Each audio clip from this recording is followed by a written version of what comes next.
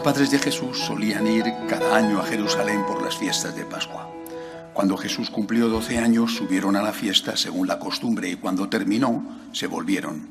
Pero el niño Jesús se quedó en Jerusalén sin que lo supieran sus padres. Estos, creyendo que estaba en la caravana, hicieron una jornada y se pusieron a buscarlo entre los parientes y conocidos. Al no encontrarlo, se volvieron a Jerusalén en su busca. A los 3 días lo encontraron en el templo sentado en medio de los maestros, escuchándolos y haciéndoles preguntas. Todos los que le oían quedaban asombrados de su talento y de las respuestas que daba. Al verlo, se quedaron atónitos y le dijo su madre: «Hijo, ¿por qué nos has tratado así? Mira que tu padre y yo te buscábamos angustiados». Él les contestó: «¿Por qué me buscabais?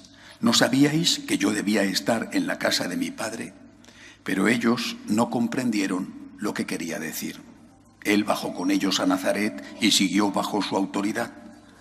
Su madre conservaba todo esto en su corazón. Y Jesús iba creciendo en sabiduría, en estatura y en gracia ante Dios y ante los hombres. Palabra del Señor. Como os he dicho, hoy celebramos esta fiesta, solemnidad de la Sagrada Familia. Es un día para reflexionar sobre la familia y para rezar por la familia. Hace unos días, más o menos una semana, en Navarra, una diputada regional de Podemos, Izquierda Unida, dijo públicamente en el Parlamento navarro que había que quitarles a los padres el derecho a educar a sus hijos, al menos en el campo de la educación sexual. Esto es público y lo digo para que aquellos que son simpatizantes de Podemos sepan lo que están haciendo cuando votan, los votantes y también los clérigos. Es decir, a eso es a lo que va ese sector tan importante que quizá pueda gobernar en el futuro. Es decir, vivimos en un contexto en el cual la familia no solo está atacada desde dentro, sino de una forma especial desde fuera. Y ya públicamente se dice que los padres no tienen el derecho a educar a sus hijos. Quien tiene el derecho a educar es el Estado. Lógicamente, el Estado tiene derecho a educar según los criterios del Estado, Es decir, en este caso, pues según los criterios comunistas, marxistas. Bueno, es un problema, tenemos un problema grave. Esto es la punta del iceberg. Por debajo hay muchas cosas, las leyes, por ejemplo, de ideología de género que se van aplicando y, naturalmente, la ideología de género es un aspecto y hay otros ligados a ella o distintos de ella. El arzobispo de Toledo, primado de España, también hace unos días decía que él no entendía cómo era posible la pasividad de los padres católicos ante esta intromisión del Estado en los derechos de la familia, en los derechos de los padres a la educación de los hijos, que le parecía sorprendente, escandaloso, que ante cosas que van sucediendo la gente no reaccionara, no hubiera una movilización reclamando los derechos de los padres en todo. Vivimos en tiempos en que nos preocupamos, y hacemos bien, por la ecología. Son tiempos de ecología, hacemos bien. Ha habido la cumbre de Polonia para el tema del control del CO2, del clima. Bueno, yo creo que es importante porque somos conscientes del cambio climático, eso es indiscutible. Es más discutible si el hombre es o no un actor tan decisivo como algunos dicen. Eso puede ser discutible, pero que el clima cambia. Lo que pasa es que ha cambiado desde siempre, o sea que no es la primera vez que cambia. Vivimos en tiempos de preocupación por la ecología y no nos estamos dando cuenta de que el hombre tiene su propia ecología. El hombre es la única especie animal y probablemente también vegetal, aunque no seamos vegetales, es la única especie viva que es capaz de vivir en cualquier ecosistema. Encontramos a los hombres viviendo en el Polo Norte, allí con las focas y los osos polares. Pero los hombres que están viviendo también donde no viven ni las focas ni los osos polares, en el desierto. Es decir, somos capaces de vivir en cualquier sitio de la Tierra, en cualquiera. Lo único que no somos capaces es de vivir sin familia. La familia es nuestra ecología. Las plantas están ligadas a un tipo de suelo, a un tipo de humedad, a una temperatura. Los animales necesitan también unas condiciones. El hombre es capaz de vivir en cualquier sitio, pero el hombre no es capaz de vivir sin familia. La familia es nuestra ecología.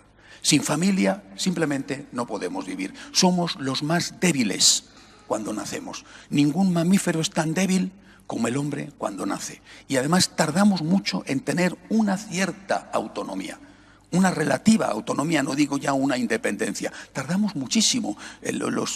Las crías del chimpancé, por hablar de un primate próximo a nosotros, o del orangután, se desprenden de su mamá, a la cual van agarrados durante mucho tiempo, se desprenden de su mamá muchísimo antes que nosotros. El bebé tarda años en poder ser autónomo, no digo ya independiente. Es decir, sin la familia, la especie habría desaparecido. No darnos cuenta de esto es de verdad un suicidio. No cuidar la familia es no cuidar nuestro futuro. No cuidar nuestro presente y no cuidar nuestro futuro. ¿Qué tenemos que hacer? Leyendo sobre algunas opiniones sobre la situación actual de la Iglesia y la situación actual también de la sociedad, muchos dicen que tenemos que encontrar algo que sea equivalente, nunca igual, que sea equivalente a lo que ya se encontró hace tiempo. Cuando se hunde el Imperio Romano, la cultura y la propia religión se salvan en los monasterios. Tendríamos que encontrar algo que sea equivalente a lo que ya se encontró, a los monasterios. Y cada vez parece más claro que esa repetición de los monasterios benedictinos que salvó a Europa no es posible. Entre otras cosas, ya no hay lugares tan deshabitados como entonces. Cada vez es más evidente que la única repetición es en la familia. La familia tiene que convertirse hoy en un oasis.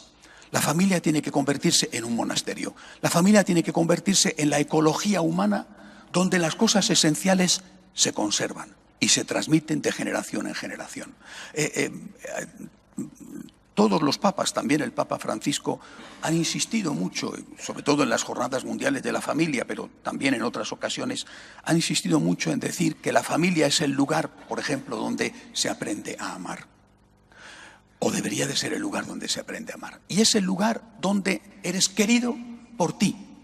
No eres querido en función del dinero que ganas, la cultura que tienes, la belleza que tienes.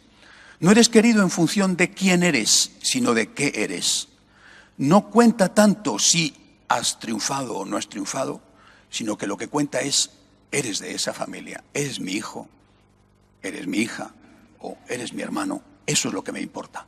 Después puede ser incluso un pecador, hasta un delincuente, y sin embargo, también en la cárcel, ese pecador, ese delincuente está siendo visitado por su mamá, si su mamá todavía vive, o por su hijo, por su hija, al menos en muchos de los casos. Es decir, la familia es el sitio donde a ti te van a querer por lo que tú eres. Primera cosa importante en la familia, en este oasis en que tenemos que convertir la familia, en esta iglesia pequeña, iglesia doméstica en que tenemos que convertir la familia. Enseñar a amar y enseñar que tú eres amado por ti y no por lo que vayan a sacar de ti, por lo que puedan sacar de ti. Primera cosa, tenéis que enseñar, por lo tanto, a los vuestros lo que significa amar y lo que significa ser amado. Cuando una persona no se ha sentido querido en su familia, lleva una herida que jamás se podrá curar. Podrá paliarse de algún modo, pero que jamás se podrá curar. Tú tienes que haberte sentido querido por tus padres, o por lo menos por uno de tus padres. Es decir, mi padre, mi madre, mis padres me han querido. No soy perfecto, puedo tener un defecto, incluso a lo mejor una minusvalía, puedo tener un problema de tipo moral, y sin embargo, mis padres me quieren, en mi familia me quieren. Y esto tienes que ser capaz de transmitirlo. El amor que tú has dado tiene que ser capaz, ese amor, de transmitirse a la siguiente generación. Mis padres me quisieron, tengo que querer a mis hijos. Mis hermanos me han querido, tengo que querer a mis hermanos. He tenido una abuelita que me veía siempre guapo, tengo que ser capaz, cuando sea abuelo o sea abuela, de ver a mis nietos siempre guapos. Sentirse amado y transmitir el amor. Otra cosa fundamental en la familia, además del amor, que es lo primero, es la formación. Y ahí hablo de la formación en todos los aspectos, también la formación humana y, por supuesto, la formación religiosa. Es en la familia donde hemos aprendido desde niños, por lo menos en la mía, y yo he visto esto en otros casos, por ejemplo, a dar las gracias. Es en la familia donde hemos aprendido unas reglas normales de urbanismo, a no destrozar las cosas que son públicas. por ejemplo, a cuidar de la naturaleza. Es decir, cuando íbamos con nuestros papás al campo, nuestros papás nos enseñaban, esto no se puede hacer, tú no puedes dejar las latas tiradas, las botellas tiradas, vamos a recogerlo. Esto es en la familia donde lo hemos aprendido, es en la familia donde hemos aprendido cómo se comporta uno, en sociedad, en público, cómo se come. Es en la familia donde hemos aprendido que cuando alguien se porta bien contigo tienes que ser agradecido. Esas son reglas de conducta y de educación que tenemos que ser capaces de transmitir, porque no las vas a aprender ni en la televisión y muchas veces no las vas a aprender tampoco en el colegio. La familia tiene que ser, vuelvo a repetir, la pequeña iglesia.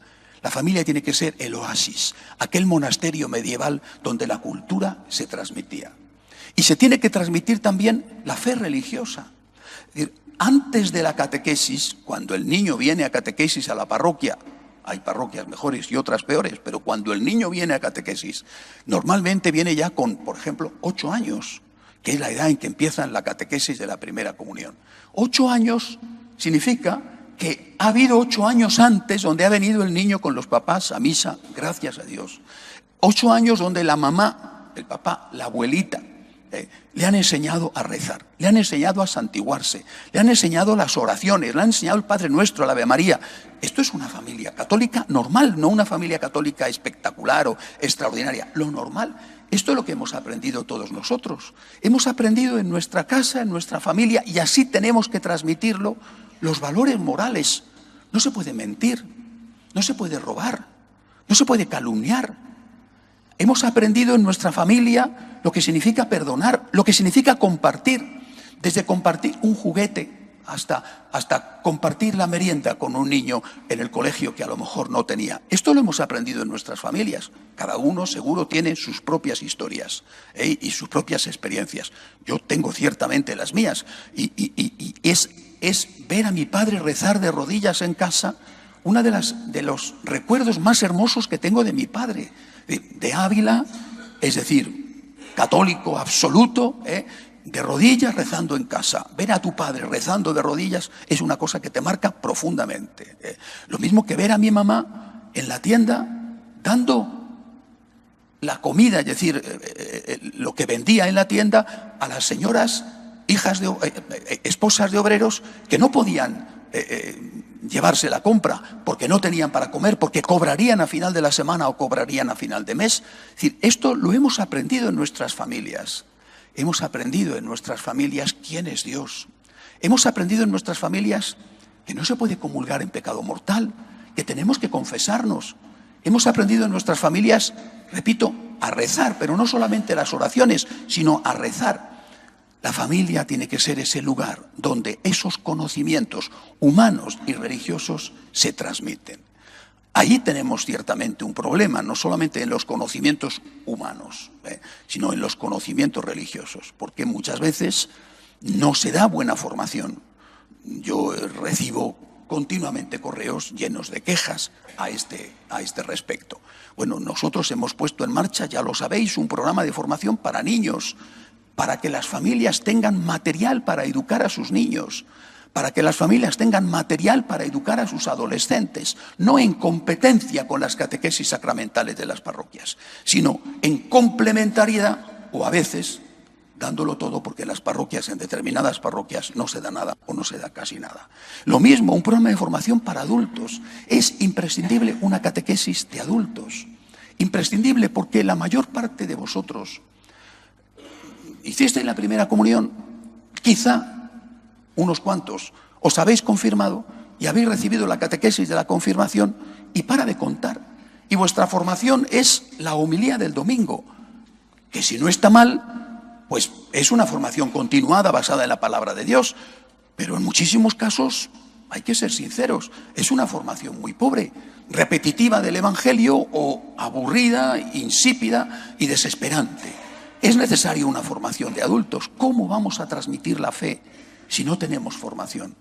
¿Cómo vamos a relacionarnos con Dios en un contexto en el cual somos agredidos? Y vuelvo a poner el ejemplo de esta diputada regional de Izquierda Unida Podemos. ¿Cómo vamos a transmitir la fe si no tenemos formación? ¿Y cómo vamos a mantenerla cuando somos ridiculizados y acosados por ser católicos? La familia además tiene que ser la parroquia familiar, la diócesis familiar, que es la familia, la iglesia doméstica, que es la familia, tiene que ser un sitio donde, además de enseñar a amar, además de enseñar a rezar y de transmitir formación, donde se viva la fe. Puede ser que no esté de moda y puede ser que sea ya hoy imposible, vale, pero antes se rezaba el rosario en familia y ahora ya son escasísimas las familias que hacen alguna oración. Hay que volver a recuperar signos sagrados, una imagen religiosa en casa. ¿Cuántas veces voy a hogares católicos y veo una imagen de un Buda? Pues ¿qué pinta en una iglesia católica ese señor gordito, con todos los respetos? Oiga, tenga usted una imagen del Sagrado Corazón, un icono de la Santísima Virgen. ¿Es usted católico? Tenga usted delante de la entrada de la casa algo en la cabecera de la cama. Nos comportamos como animalitos que no tienen fe. Por ejemplo, cuando no bendecimos la mesa, cuando no damos gracias a Dios por los alimentos. Si no rezas con tus hijos por la noche, al menos 3 Ave Marías. Es decir, la familia tiene que ser también un lugar sagrado, donde haya un ambiente sagrado. Eso depende de ti, papá, mamá, padre, madre de familia, depende de ti. Insisto, es nuestra ecología. Si no somos capaces de transmitir unos conocimientos y una experiencia religiosa, junto con unos conocimientos humanos también, y una experiencia humana de comportamiento, de educación, estamos perdidos. Y esto no se improvisa. Es decir, no se puede, cuando aparece el problema, decir, ¿cómo resuelvo el problema? Porque el problema da la cara, porque durante años no se ha tratado eso. El problema da la cara cuando tienes un hijo con 16, con 18, con 20, con 22, y entonces el problema da la cara, pero la raíz viene de muy atrás. Puede ser que tengas un hijo con un problema, puede ser que en ese momento tu hijo te esté dando quebraderos de cabeza y que no tengas tú la culpa, pero al menos tiene que quedarte la conciencia tranquila de que tú has hecho tu parte del mejor modo posible, de que tú intentaste educarle bien en todos los sentidos, en el sentido humano y en el sentido religioso. Y después, si la cosa sale mal, tendrás que poder decir, Señor, yo lo he intentado, de verdad que lo he intentado, posiblemente podía haberlo hecho mejor, pero lo he hecho del mejor modo posible. Repito, la familia es nuestra ecología. Salvad la familia, salvad vuestra familia. Eliot, el premio Nobel de Literatura del sector más católico dentro de los anglicanos, la High Church, los anglocatólicos, cuando ve cómo está evolucionando Inglaterra, y no estaba nada que ver con lo que está hoy, dice, están intentando un experimento, construir un mundo sin Dios. Lo dice hace casi 100 años. Están intentando un experimento, construir un mundo sin Dios. Fracasarán. Pero mientras tanto, salvad a vuestras familias. Se nos cae el edificio a pedazos. Y esto no va a ir a mejor. ¿Qué tenemos que hacer? ¿Qué es lo que hicieron los cristianos en el siglo V, en el siglo VI, en el siglo VII, cuando se hunde el Imperio Romano? ¿Qué hace San Benito? Salvar algo en los monasterios. Evitar que desapareciera todo. Hoy lo que tenemos que hacer es salvar a nuestras familias. Es nuestra ecología. Sin la familia no podemos vivir. Salvemos a nuestras familias cuidando de que haya formación. Os invito a que me escribáis todos los que queráis recibir esta formación, que haya espiritualidad, que haya buena educación y donde allí todos, sean como sean, se sientan amados porque son miembros de esa familia. Que así sea.